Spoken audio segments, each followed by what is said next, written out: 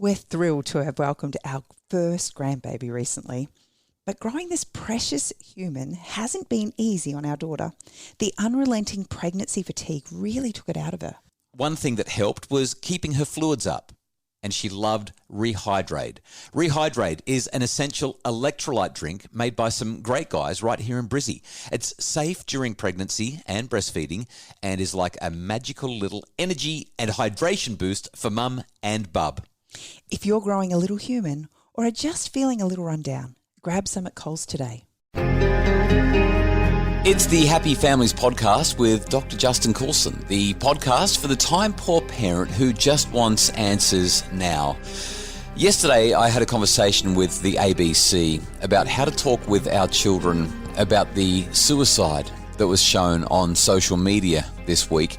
It's obviously caused ripples right throughout the global community and caused all sorts of concerns around what social media is about and how we should be helping our children to use it safely. I wanted to share this interview with you in its entirety. I hope that it's helpful. Parenting expert Justin Coulson says there are tough conversations to be had with our children about this, and it's important to have them. And he joins us this afternoon. Good afternoon, Justin. Ewan, it's nice to talk with you. Unfortunately, the topic's not so great, but it's nice to be with you. Yeah, I know that when you first heard about this video, Justin, you quickly fired off a text to your children telling them not to watch. Was that enough? Well, it's an important beginning. Yeah. It's really important. When there are distressing and concerning things that happen in the world, we want to pre-arm our children to the extent possible. We can't cocoon them all the time. Obviously, younger children should be cocooned to the extent that they can be. We want to protect them from these devastating things that are on social media or happenings in the world, whether it's a bombing or whatever it might be. But as they get older, they will find out. And as it happened, I sent that text message through to my children, and my 13-year-old came home from school and said, "Dad, everybody's talking about it." And a bunch of the kids at my school have seen it. Some of them were even walking around the playground showing people. And one of the most concerning things, I think, is some of these kids were actually talking about how hilarious it was because it's on a screen and they feel it's so dehumanizing, but they're so detached from it, and they couldn't connect with the humanity of the struggling human who had died by suicide. Yeah, in some ways there's nothing really new there. You can totally understand that because these are the sorts of things that have been happening in schoolyards for years and years and years, really. There's always been kind of distressing videos floating around and horrible images on the internet and those sorts of things. And kids sometimes, particularly boys, I think, it's kind of a social capital in being the first to make a joke about it and sharing it around, those sorts of things. That's the word that I used. I don't think that there's any excuse for it. I don't think that we should be saying this as teenagers just being teenagers.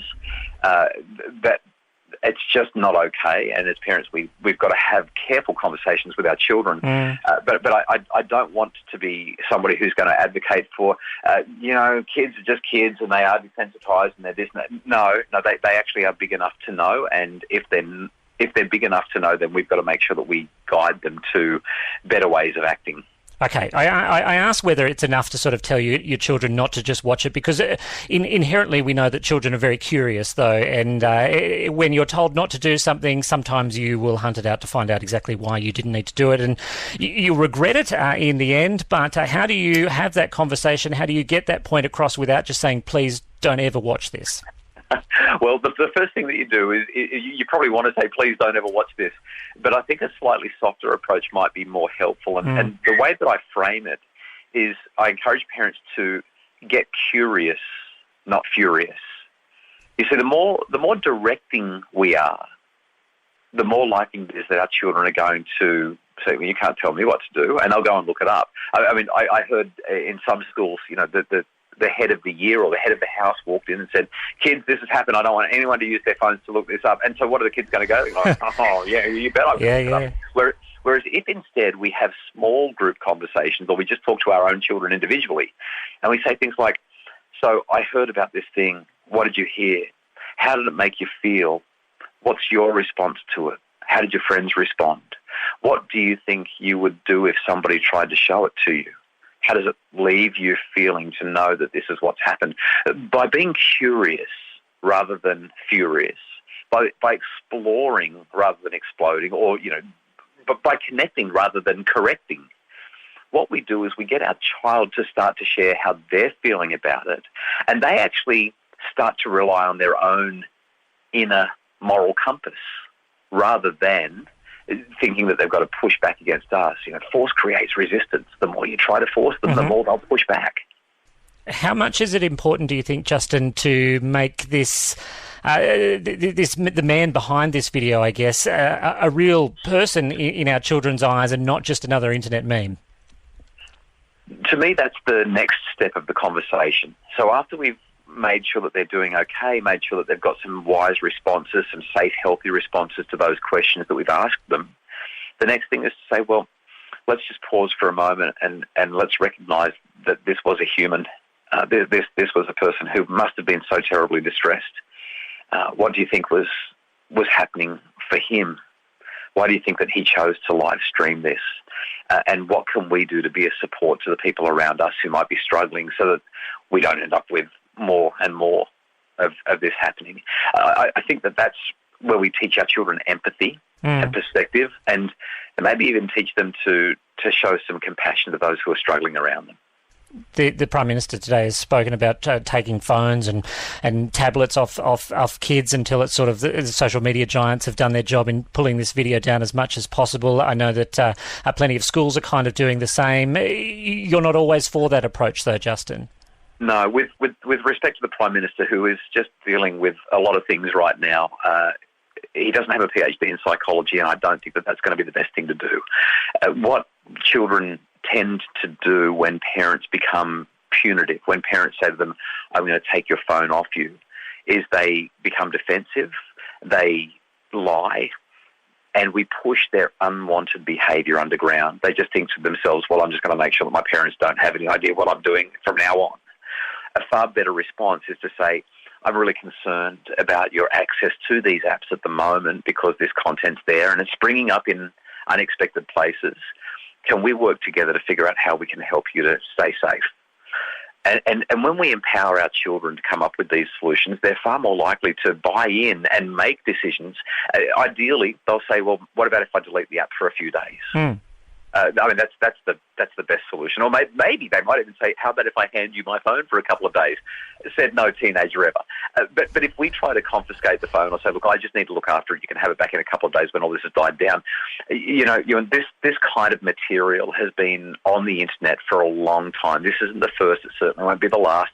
I remember being at a conference back when ISIS was a really big deal. Yeah. And one of the speakers at the conference just unfortunately failed to really capture the students' attention.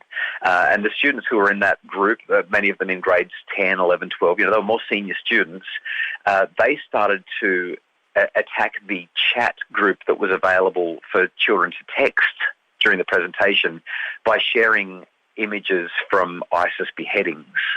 I mean, this is appalling behaviour. It's completely unacceptable. Most children were dealt with, but I share that to highlight that if kids want to find this kind of material, it's already there.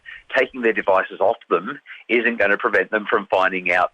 Well, it might stop them from finding out about this one, but there's plenty more that's out there. The conversations that we have and the way that we support them to make safe, healthy, wise decisions are far more valuable than stealing their device back for a couple of days until this all blows over. Yeah. How can you tell if your child has had a sort of adverse reaction to watching it? As you mentioned, some will make light of it, some will joke about it, some may bounce back and say nothing more about it, but there will be a certain cohort, you imagine, who may take it really to heart.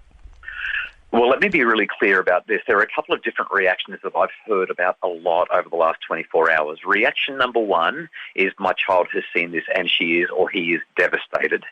That is what we might call an adverse reaction, but it's also a sensitive, sensible, appropriate reaction. And I'll talk about how we can deal with that in just a moment. Sure. The adverse reaction that I'm more concerned about is, I think that an adverse, unhealthy reaction is actually, check this out, it's hilarious, let me show it to everybody. If my child was one of those children, I would be far more concerned, because what that demonstrates is an incredible lack of empathy and a terrible, devastating lack of humanity. And if my child is that child, well, I think that that's where we start to get into trouble. Now, if your child is sensitive and has seen it and is upset, the best thing to do is sit down with them and gently be curious and ask how you can help. You really just need to be a support.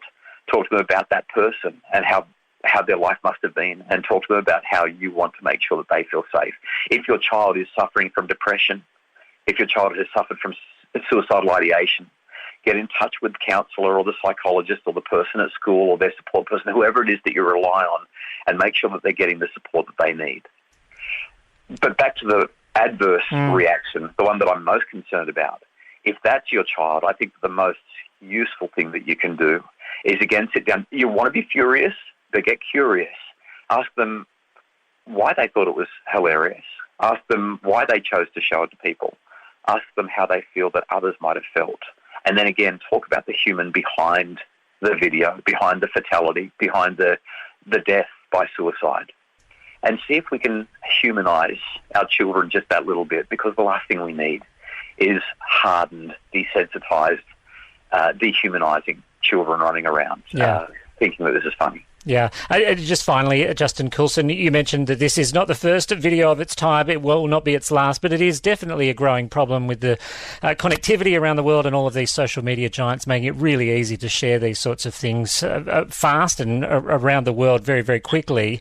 Do you worry that kids these days and our children are far more exposed to all of this stuff than we ever were? I worry terribly about it. I mean, if you're fragile, or if your child is fragile, this is catastrophic. And I'm not using hyperbole. It is actually catastrophic, and it's terrible for the poor people that were involved in this. But as this continues to happen, we are seeing research that shows that our children's resilience is taking a hit, that our children's well-being is lower than it should be, that our children are more prone to post-traumatic stress and to depression and to anxiety.